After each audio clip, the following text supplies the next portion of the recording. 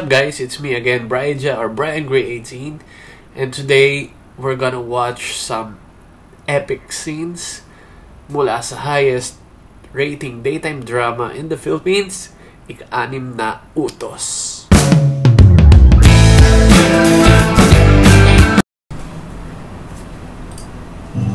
Ano ba kung anong tingin ko sa kanya? Ano? Anong tingin mo sa kanya? Parang cuticles ako.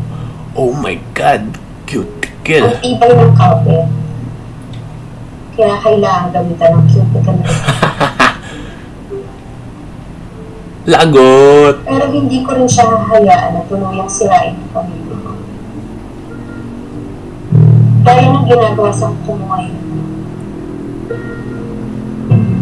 Kakayurin ko rin siya para matanggal ang katayin sa katawan. Kakayurin? Shit! You're dead, Georgia!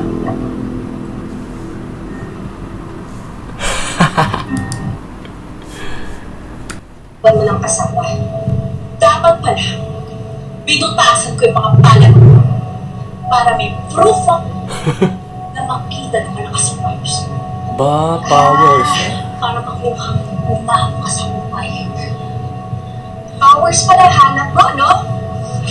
Oh! Para yan sa pagkakaw mo sa kasama mo. Para yan sa paninira mo ng buhay ko. Sarap! Para yan sa pinatay mo mga kapag-ema. Bitch slap, baby! Pinakamalakas na sampal ko. Isisave ko muna. Pwede mo lang hindi mataglag to eh. Kung sasabihin mo ngayon, kung nasa lang anak ko. Grabe oh. Kalimutan mo na. Hindi tinabla. Dahil hindi mo Lakas. nakikita ang anak.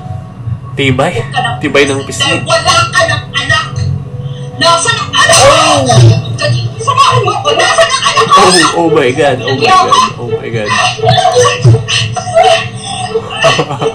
Kung tumakala ako, hindi kita sinigilan. Ngayon sa kayahan, napayat na ako at kaya-kaya nakamulit ko!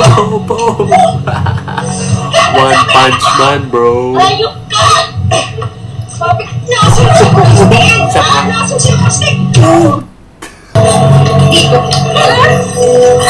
Oh, sige.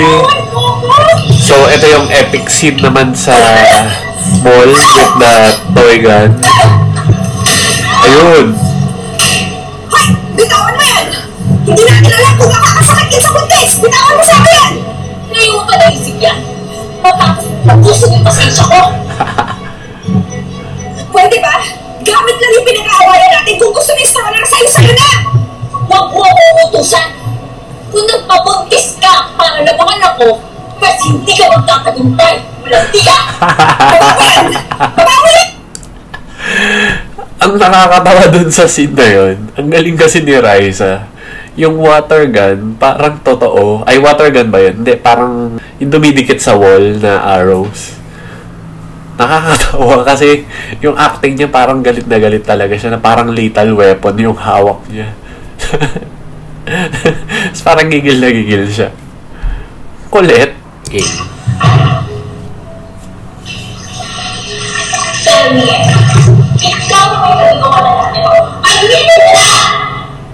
Banyo na, nag-aaway pa din eh. Amoy mo. Huwag ka nang duduro.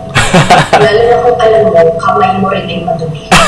Madumi daw. Kaya Georgia, nakakadiri ka. Ano ang pinagkaya mo ngayon sa baboy? Kung sa bahay, Baboy. na nakakawala sa kawal ng mga kabit. Oh! Hindi tinatakapan bago ang kaluluwa. Koral lang mga kabet. Yo! Wow! Power! Woo! Koral lang mga kabet. Hoy, Emma. Tigilan mo nga ako sa mga paanday mo. Kunwari ka ba tungkol sa business, pero tinatarget mo naman si Ron. Maniloloko. Hindi ko naman sinasabi mo. Ano ba nalalahin mo? Tawa din siya. Ang alam ko yan, Emma. Oo nga pala. I forgot.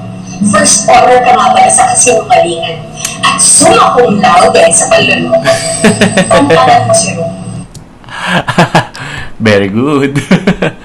Ang ganda ng tawa ni Sunshine, nakakaaliw. Nangaasar talaga siya no? Tawa rin naman si Raisa. Hindi kasama sa binayaran ng services ang katawan ng anak ko. Kaya hindi na ko pwedeng pagbawalan pumunta dito. Tama. Sinabi, pwede di ba? Huwag kang mamahal. Kahit ang mo. Ang sinabi ko, pwede pumasok. Hindi ako pwede pumasok. Ayan na. Go na, Elotes. Go.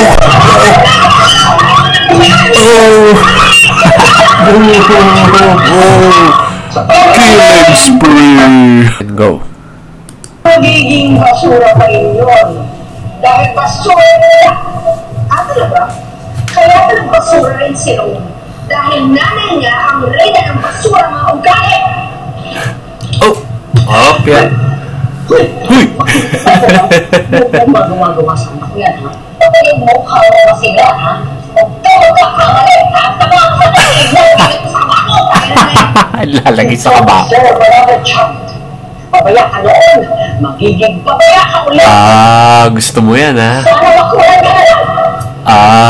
Ganon, ha?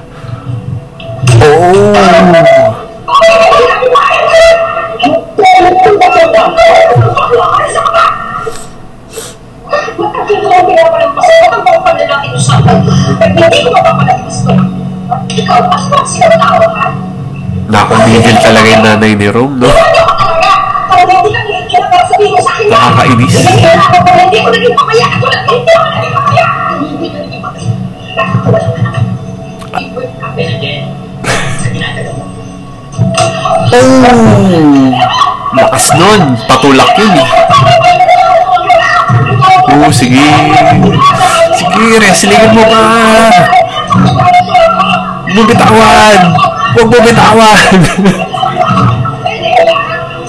Ayan na. Woo! Ice Bucket Challenge.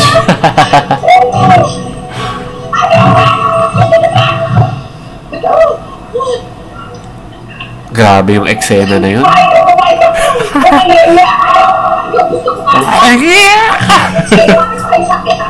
Subukan niyo ako pa! Abot sa langit ang galit ko sa inyo mga walang biya kayo! Tandaan niyo, ulitin niyo pa, lalo na ikaw, na may sabihin na hindi maganda sa anak ko, hindi lang pinakakabukin niyo! At sisiguraduhin ko rin na kahit kailan hindi niyo makikita ang anak ko, na hindi ko siya malalapitan sa mga demonyo katulad mo! Grabe, dire-diretso yung lines. Ang galing talaga nila. Kahit kailan hindi rin kami magkakaanak, at ayaw rin naman nila magkaanak sa'yo. Lalo na after what happened to Austin. Grabe, nakakasar talaga siya. Siguro, aatakihin ako sa puso sa kanila. Marami nagmamahal sa akin. And they will not allow you to pull me down. Pati sa'yo, hindi siya papayag na mahatak mo o sa burak na kakalagyan mo. Tama. Makakahatak sa kanya. Yes, ha? Magaling na akong nagtitimpi sa'yo, ha? Nagsusobra ka na talaga.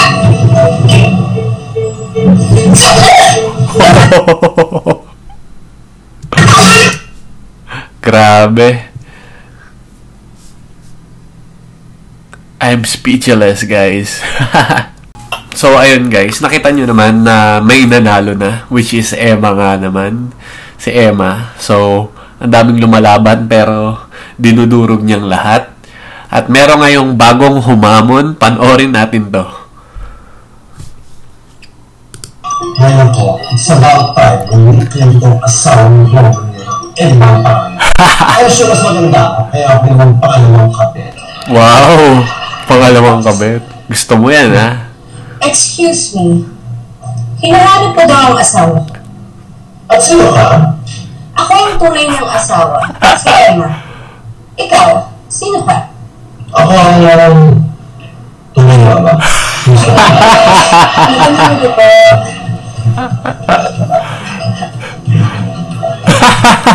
Salamat po.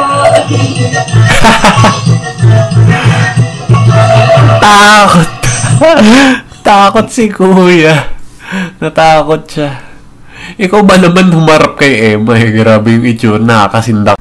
Ayun, so sa dami nga nang nangyayari sa show na to, ayun, patuloy pa rin ang pagtaas ng rating at pagdami ng mga nanonood na viewers, na fans nitong show at pagdami rin ng mga bashers. Nakikita ko ang daming nagpapanggap na parang fans kuno nitong show. Nagko-comment sila na kesyo, ano ba naman tong show na to? Tapusin nyo na, puro kasamaan, puro pag-aaway. Walang kwenta yung director, ganyan-ganyan. Bakit kayo nanonood, 'di ba? Tuwing tingin ko doon sa mga bagong cutscenes ng show, nakikita ko sila nagko-comment ng mga ganun parang tapusin niyo na yung show. Pero nood pa rin naman ang nood sila. Parang nakaabang sila lagi sa every bagong paglabas nitong cutscenes ng ika-6 na utos. Ang hindi nila alam, nakakadagdag sila sa views nung show at saka nakakadagdag din sila sa dami ng comment. So positive yun, nakakatulong din sila. Wala naman negative silang naidudulot kasi kahit itry nilang i-brainwash yung mga nanonood ng show, nag-i-enjoy yung mga tao At saka, for sure, may maganda pa ring outcome to kasi magaling yung director nito si Direk Loris Gillian. So, director ng Tanging Yaman yun. So, puro values yun, di ba?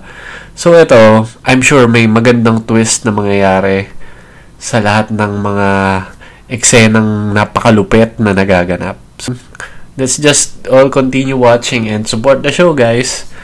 And yeah, hope you enjoyed this vlog, my reaction video on ika-6 na utos. Napaka-epic talaga. Ating patuloy nating abangan ang mga susunod pa na eksena na paglabas ng galit ni Emma. So once again, thank you guys for watching my vlog. Hope you like and subscribe to my channel. It's Brian Gray 18. You can also visit my Facebook page, Brian Gray Official, and my other social media platforms, Brian Gray 18. Instagram. Yeah. See you there. Good night. Good tayo. Good evening.